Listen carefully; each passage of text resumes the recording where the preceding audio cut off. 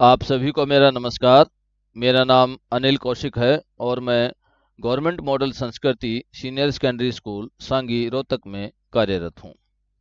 प्यारे विद्यार्थियों, आइए आज न्यू प्रोग्राम के तहत कक्षा 10वीं के गणित विषय के क्वाड्रेटिक इक्वेशन उपविषय अर्थात द्विघात समीकरण उस उपविषय पर हम चर्चा करेंगे और वीडियो का पार्ट है 2। सबसे पहले हम दो बिंदुओं पर चर्चा करेंगे इस वीडियो में। द्विघात समीकरण के मूल अथवा हल क्या होते हैं और गुणनखंड विधि द्वारा समीकरण के मूल या हल या शून्यंक हम किस प्रकार से ज्ञात कर सकते हैं। इन दो बिंदुओं पर हम इस वीडियो में चर्चा करेंगे।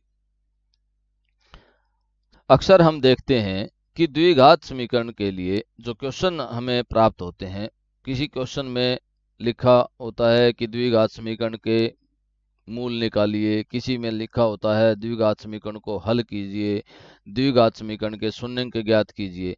तो ये जो तीनों हैं, ये तीनों एक ही हैं, इनमें कोई खास अंतर नहीं है, सिर्फ वर्डिंग का ही अंतर है। हाँ, इतना है कि मेन जो मकसद है वो है द्विघात समीकरण को सोल्व करना, हल करना। इसके बाद हम एक उदाहरण लेते हैं। यहाँ पर हम एक उदाहरण लेते हैं। ये हमने उदाहरण लिया x की 2 जमा x माइनस 2 बराबर है 0। यहाँ पर सबसे पहले आपको चेक करना है कि दिया गया समीकरण द्विघात समीकरण है या नहीं है। हाँ, ये द्विघात समीकरण है। क्यों? क्योंकि इसमें सबसे बड़ी घात क्या है? 2 है, तो इसलिए यह एक द्विघात समीकरण है। अब नेक्स्ट स्टेप में हम देखेंगे कि हमने एक x का मान लिया है। x का मान क्या लिया है? 1 लिया है, और इस x के मान को हम द्विघात समीकरण में x की जगह रखते हैं तो हम क्या पाएंगे? देखिए, हमने ये मान रखा है यहाँ पर कि x की जगह क्या रख दिया हमने? 1 रख दिया है। और अब हम सोल्व कर रहे हैं तो दोनों साइड जो हैं वो बराबर आ रही हैं। बराबर आने के बाद लेफ्ट हैंड साइड और राइट हैंड साइड हमें बराबर प्राप्त हो रही हैं, तो हम क्या कहेंगे कि दिया गया जो मान है, x की जो वैल्यू 1 है, वो दिए गए समीकरण का हल भी है, शून्यंक भी है और मूल भी है 0 से।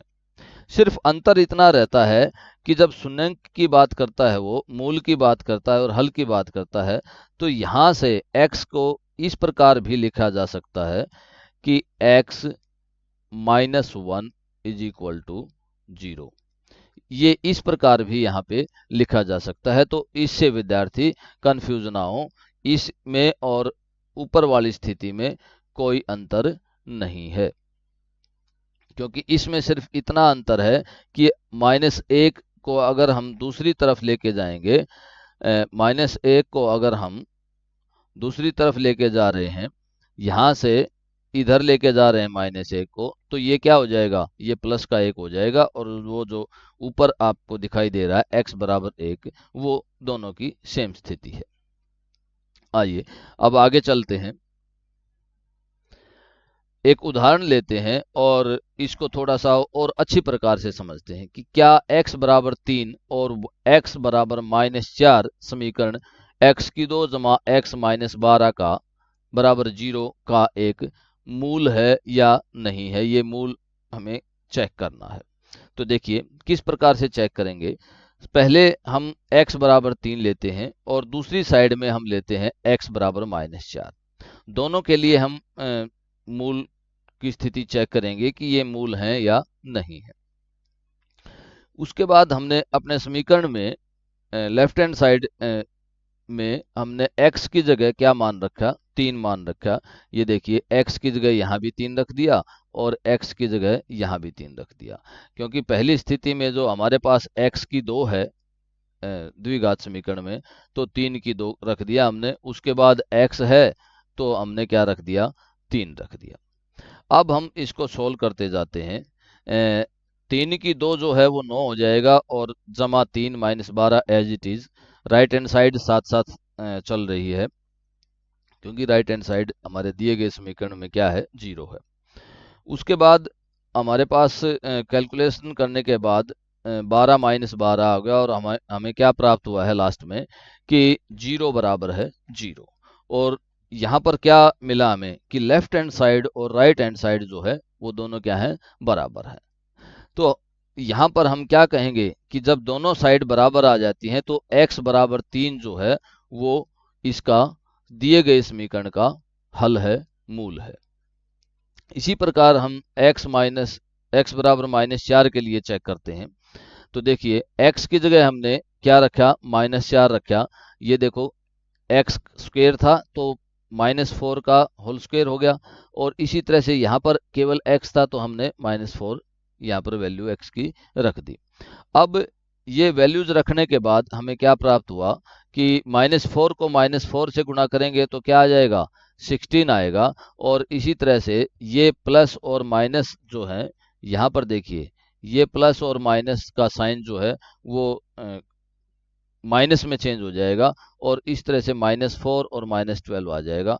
और नेक्स्ट स्टेप जो आएगा वो 16 - 4 12 हो जाएगा, और 12 - 12, ध्यान से देखिए 16 - 4 क्या हो जाएगा, 12 हो जाएगा। और ये जो है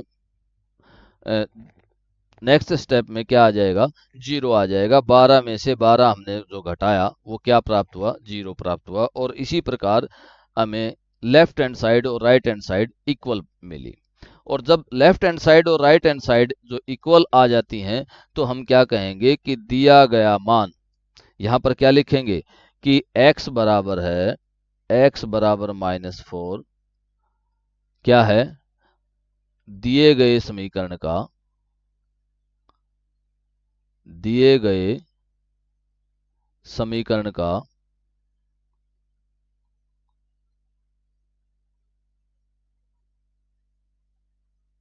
दिए गए समीकरण का हल है या मूल है।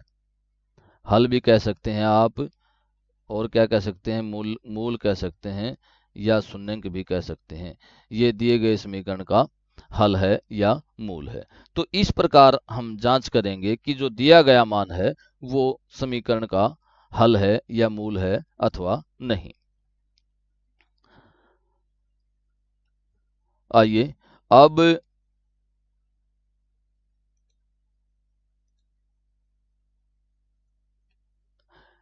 एक और आपको पंक्ति दिखाई दे रही है नीचे कि किसी द्विघात समीकरण के अधिकतम मूल 2 मूल हो सकते हैं। तो ध्यान से देखिए, द्विघात समीकरण में यहाँ पर देखिए आप, कोई भी द्विघात समीकरण है उसमें x की जो पावर है वो क्या होती है, 2 होती है। तो ये पावर जो 2 है तो हमारे पास मूल भी कितने होंगे, 2 होंगे। तो किसी भी द्विघात समीकरण के मूल क्या होते हैं, 2 होते हैं। लेकिन कुछ एक स्थिति ऐसी होती हैं जिनमें मूल जो है वो बराबर होते हैं, तो इसलिए यहाँ पर क्या कहा गया है कि अधिकतम जो मूल हैं वो 2 होंगे। और एक कब होगा, जब दोनों मूल बराबर होंगे। अन्यथा द्विघात समीकरण है तो 2 होंगे, त्रिघात समीकरण है तो 3 मूल होंगे, और अगर रैखिक समीकरण है तो उसका मूल 1 ही होगा। तो इस प्रकार हमने चर्चा की कि द्विघात समीकरण के कितने मूल होते हैं और किस प्रकार हम जांच कर सकते हैं कि दिया गया जो मान है, चर का जो दिया गया मान है वो द्विघात समीकरण का मूल है अथवा नहीं है। आइए एक अन्य उदाहरण द्वारा हम ज्ञात करते हैं कि किस प्रकार से द्विघात समीकरण के हम शून्यंक निकाल सकते हैं। यहाँ पर स्क्रीन पर आपको एक अन्य उदाहरण दिखाई दे रहा है। स्क्रीन पर आपको एक द्विघात समीकरण का उदाहरण दिखाई दे रहा है। आइए इसके शून्यंक ज्ञात करते हैं या इसके हल पर चर्चा करते हैं। देखिए यहाँ पर x जमा 3 और 2x - 4 दोनों की जो मल्टीप्लीकेशन है, x जमा 3 और 2x - 4 दोनों की जो मल्टीप्लीकेशन है वो 0 के बराबर दी गई है, अर्थात दोनों की गुणा 0 के बराबर। दो बीजीय व्यंजकों की गुणा 0 के बराबर कब होगी, ये हमें स्थिति का पता है कि किन्हीं भी दो बीजीय व्यंजक हों या दो कांस्टेंट भी हों, अगर उनमें से उनकी गुणा जो है वो 0 के बराबर आती है, तो या तो वो दोनों 0 होंगे, या तो दोनों 0 होंगे, और या उनमें से कम एक 0 जरूर होगा। तो यहाँ पर दो स्थिति उत्पन्न हुई हमारे पास। पहली स्थिति क्या है कि जब x जमा 3 0 के बराबर होगा, ये देखिए, जब x जमा 3 जो है वो 0 के बराबर होगा, पहला जो मल्टीप्लिकेशन में जो पहला स्टेप है इसमें वो 0 के बराबर होगा। x जमा 3 0 के बराबर हो जाए तो क्या होगा, तो देखिए x जमा 3 0 के बराबर होने पर हमारे पास x की जो वैल्यू है वो क्या आ जाती है, -3 आ जाती है। इसी प्रकार जब 2x - 4 0 के बराबर हम रखते हैं या 0 होगा, तो दूसरी स्थिति है ये, और इसमें x की जो वैल्यू है, ये देखिए -4 को जब हम दूसरी तरफ लेकर के जाते हैं, -4 को दूसरी तरफ लेकर के गए बराबर से, तो क्या आ जाएगा, वो प्लस का 4 हो जाएगा, तो 2x बराबर 4 आ जाएगा।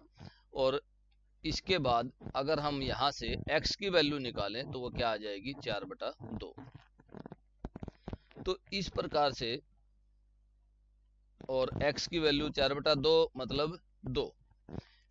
अब हमारे पास क्या आया यहाँ पर, ये x की दो वैल्यू आई हमारे पास, द्विघात समीकरण के दो मान आए, x की चर के मान 2 आए हमारे पास, तो यही दो शून्यंक हैं द्विघात समीकरण के। तो इस प्रकार हमने देखा कि दिए गए द्विघात समीकरण के हम शून्यंक किस प्रकार से ज्ञात कर सकते हैं अगर इस तरह की सिचुएशन का द्विघात समीकरण हमारे सामने आता है। तो आइए अब चर्चा करेंगे कि क्वाड्रेटिक इक्वेशन के द्विघात समीकरण के मूल ज्ञात करने की कौन कौन सी विधियां हैं। हमारे पास मूल ज्ञात करने की दो विधि हैं, मध्य पद विभाजन विधि द्वारा और द्विघात सूत्र द्वारा। इस वीडियो में हम मध्य पद विभाजन विधि द्वारा या गुणनखंड द्वारा, इसी को गुणनखंड विधि भी कहा जाता है, गुणनखंड द्वारा हम किस प्रकार से द्विघात समीकरण के मूल ज्ञात कर सकते हैं।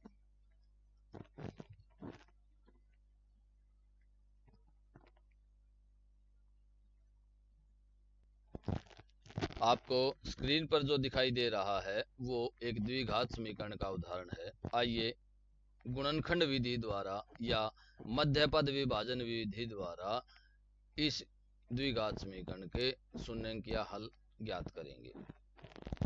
सबसे पहले हम इस द्विघात समीकरण को मानक रूप से कंपेयर करेंगे कि ये मानक रूप में लिखा हुआ है या नहीं। अर्थात सबसे पहले हमें द्विघात समीकरण को सबसे बड़ी घात वाले पद पहले, फिर उससे छोटी घात वाला, फिर उससे छोटी घात वाला, अर्थात कांस्टेंट टर्म, इस प्रकार से लिखना है, मानक रूप में लिखना है। तो यह पहले से ही ऑलरेडी मानक रूप में लिखा गया है, और राइट हैंड साइड में हमेशा गुणनखंड विधि के लिए 0 हमारे पास होनी चाहिए। उसके बाद हमने देखना है कि पहले और तीसरे पद के जो गुणांक हैं, पहले और तीसरे पद दोनों की हमें गुणा कर लेनी है, और गुणा करने के बाद जो कोफिशिएंट आता है हमारे पास, ये हमने दोनों की गुणा की। गुणा करने के बाद हमारे पास क्या आया, 2 आया। अब 2 के हमें ऐसे भाग करने हैं जिनकी गुणा तो इस दो ही रहे, और जिनका जोड़ या घटा अगर हम करें तो वो मध्य पद के बराबर आ जाए, इस मध्य पद के बराबर आ जाए। ये देखिए, ये मध्य पद है हमारे पास, इसका कोफिशिएंट क्या है, 3 है। तो हमें ये करना है कि गुणा तो 2 ही रहे और जोड़ या घटा 3 आ जाए। तो हमने यहाँ पर 2 पार्ट किए, 2 के 2 गुणा 1, और 2 जमा 1 करेंगे तो हमारे पास 3 आ जाएगा, और 2 और 1 की गुणा करेंगे तो हमारे पास क्या आ जाएगा, 2 ही रहेगा। तो इस प्रकार हमने इसके 2 पार्ट किए। 2 पार्ट करने के बाद हम इस प्रकार लिखेंगे कि 3 की जगह हम सिर्फ क्या करेंगे, 2 जमा 1 कर देंगे। ये देखिए, इस 3 की जगह हमने क्या कर दिया, सिर्फ 2 जमा 1 लिख दिया, और 2 जमा 1 लिखने से 2 जमा 1 3 होता है। 3 के हमने अलग अलग कर दिया, डिवाइड कर दिया 2 भागों में, इसको 2 जमा 1 कर दिया। अब हम इसको इजीली सॉल्व कर सकते हैं। अब ब्रैकेट को खोलेंगे, ब्रैकेट खोलने के बाद हमारे पास क्या आएगा, 2x की 2 एज इट इज आ जाएगा, और ये माइनस और 2 और x गुणा होके क्या आ जाएगा, -2x, और इसी तरह से माइनस और जमा 1 की गुणा होगी और फिर x की गुणा होगी तो क्या आ जाएगा, 1x आ जाएगा। यहाँ पर आप 1 भी लिख सकते हैं और x हो जाएगा। इसी तरह से जमा 1 इज इक्वल,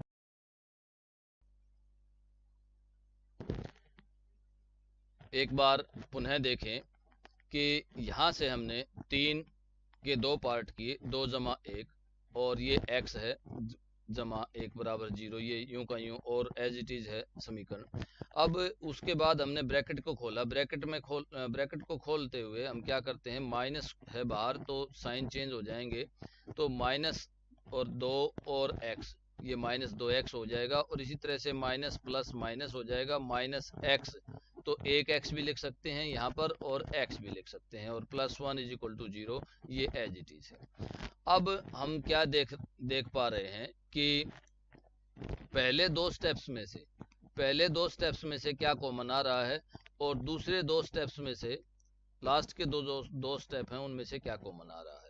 तो नेक्स्ट स्टेप में हमने क्या किया, इन दोनों में से कॉमन लिया 2x बाहर, और यहाँ पर क्या बचा हमारे पास x, और यहाँ पर क्या बचा -1। इसी तरह से दोनों में से हमने -1 कॉमन ले लिया, तो यहाँ पर क्या बचेगा, यहाँ पर x बचा पॉजिटिव, और यहाँ पर जब माइनस हम बाहर ले रहे हैं तो ये साइन चेंज हो जाएगा। ये ध्यान रखना है विद्यार्थी, यहाँ अक्सर गलती करते हैं, इस स्टेप में गलती कर जाते हैं विद्यार्थी कि माइनस जब बाहर ले रहे हैं तो ये सेकंड जो पद है इसमें लास्ट वाले में, तो इसका साइन भी चेंज होगा, तो ये प्लस की जगह क्या हो जाएगा, माइनस हो जाएगा। अब नेक्स्ट स्टेप में हमने देखा कि दोनों स्टेप में ये देखिए, इनमें x -1 और x -1 दोनों में ही क्या है, इक्वल है, तो x -1 हमने बाहर ले लिया दोनों में से, तो यहाँ क्या बचा, 2x बच जाएगा, और यहाँ पर -1 इज इक्वल टू 0। तो इस प्रकार हमने इसके दो फैक्टर कर लिए, दो गुणनखंड किए। अब बिल्कुल जैसा हमने पीछे वाला एग्जाम्पल किया था कि यहाँ से हमारे पास क्या आ रहे हैं, दो सिचुएशन आई यहाँ से कि एक तो पहली ब्रैकेट जो है वो 0 के बराबर हो जाए, तब 0 होंगे दोनों की गुणा, या फिर दूसरी ब्रैकेट 0 के बराबर हो तब 0 होगी दोनों की गुणा, मल्टीप्लीकेशन जो है। तो जब हम x -1 को हम 0 के बराबर रखते हैं, तो देखिए जब हम x -1 को 0 के बराबर रखते हैं, x -1 इक्वल टू 0 रखते हैं, तो यहाँ से x की क्या वैल्यू आ जाती है, 1 वैल्यू आ जाती है। और इसी तरह से जब हम 2x -1 को 0 के बराबर रखते हैं, तो यहाँ से जो x की वैल्यू निकलेगी, पहले -1 को उधर लेके जाएंगे, ये 1 हो जाएगा, और यहाँ से जो x की वैल्यू निकलेगी वह क्या आ जाएगी, 1/2,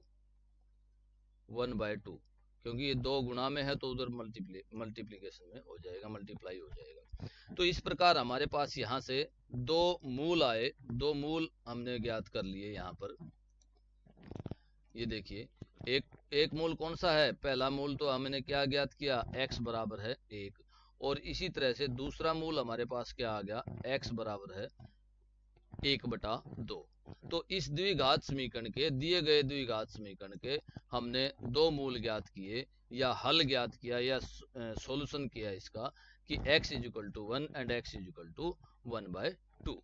तो इस प्रकार आप द्विघात समीकरण के गुणनखंड विधि द्वारा हल कर पाएंगे।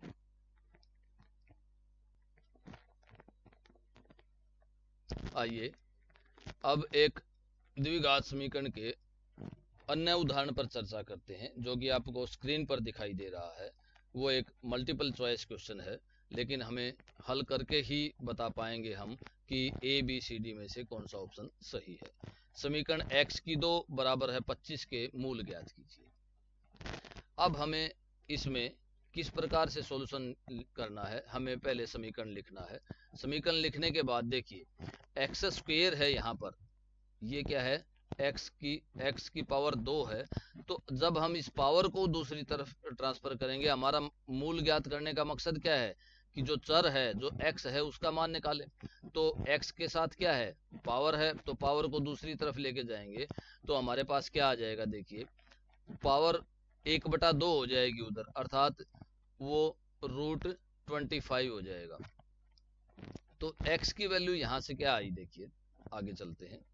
यहां भी हमारे पास दो सिचुएशन है।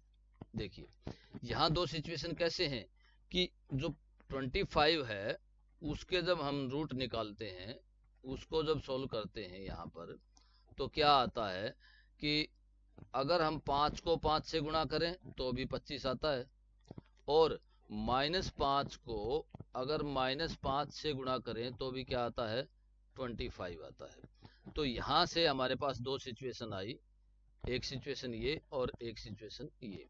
एक में क्या है, x की वैल्यू 5 है और दूसरे में x की वैल्यू क्या है, -5 है। तो ठीक इसी प्रकार यहाँ देखिए हमने दो सिचुएशन यहाँ पर ली और हम क्या निकाल रहे हैं, रूट निकाल रहे हैं। तो ये सिचुएशन बनी और एक सिचुएशन ये बनी।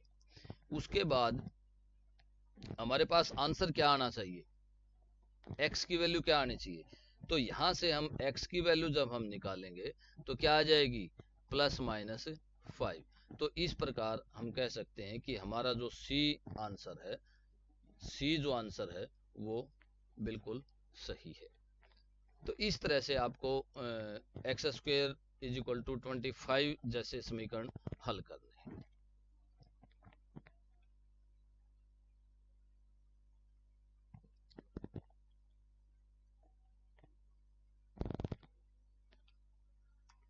आइए द्विघात समीकरण के एक अन्य उदाहरण पर चर्चा करते हैं। एक उत्तर पुस्तिका चेक करते समय अध्यापक ने एक विद्यार्थी को 0 नंबर दिए।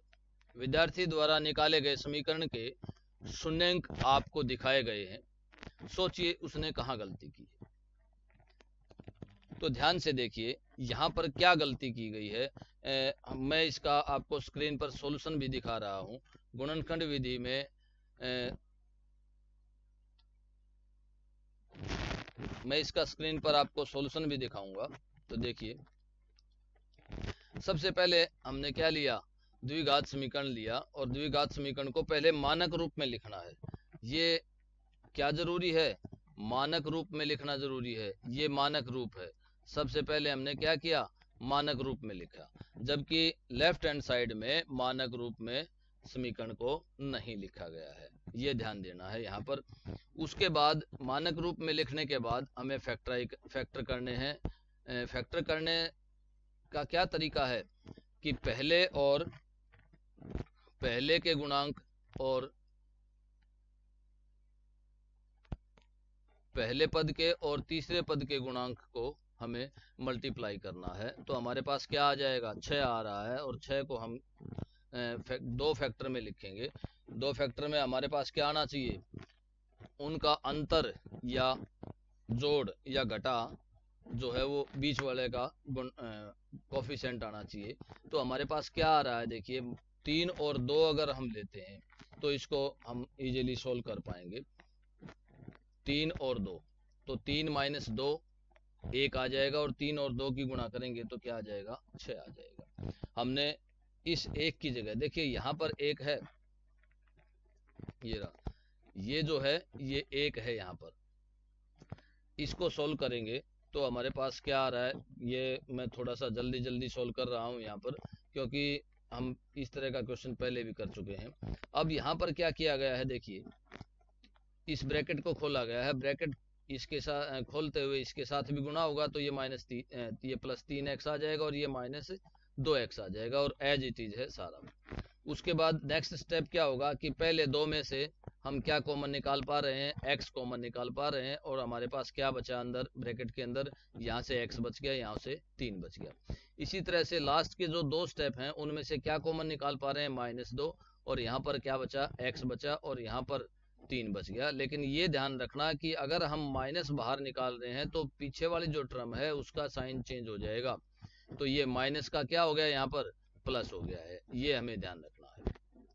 और नेक्स्ट स्टेप में हमारे पास दो ब्रैकेट आ जाएंगी, क्योंकि x जमा 3 दोनों में क्या है, कॉमन है और दोनों में से बाहर हमने x जमा 3 निकाल लिया, तो यहाँ बच गया x और यहाँ -2 बचा और इक्वल टू 0। अब हमारे पास बिल्कुल दो स्टेप अराइज होते हैं यहाँ पर कि एक तो पहला स्टेप क्या है कि x जमा 3 मतलब पहली ब्रैकेट 0 के बराबर होगी, और दूसरा स्टेप क्या है कि x -2 बराबर 0 होगा। तो पहले स्टेप में जब हम 0 के बराबर रखते हैं तो x की वैल्यू क्या आ जाती है, -3 आ जाती है। और इसी प्रकार से जब हम x -2 बराबर 0 रखते हैं तो यहाँ से x की वैल्यू हमारे पास क्या आ जाती है, 2 आ जाती है। अब देखिए ये सॉल्यूशन तो कर दिया हमने, सॉल्यूशन निकालने के बाद हमारे पास यहाँ तो आया x बराबर है -3 और x बराबर है 2, जबकि वहां पर 6 आ रहा था।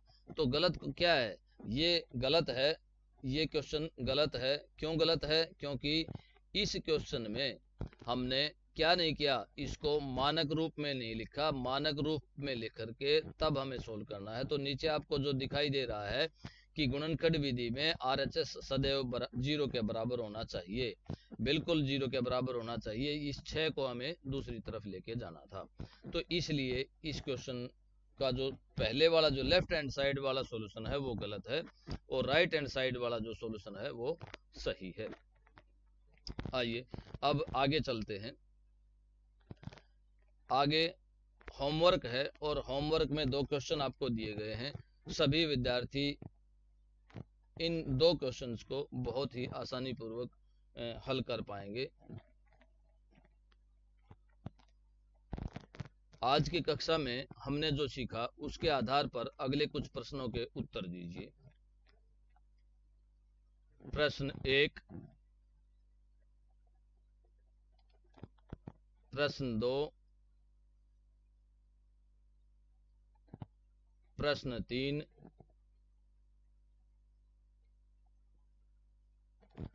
Thank you. आशा करता हूं कि आपने जो इस वीडियो में सीखा है उसका आप द्विघात समीकरण को सॉल्व करने में उपयोग कर पाएंगे। बहुत बहुत धन्यवाद। नमस्कार।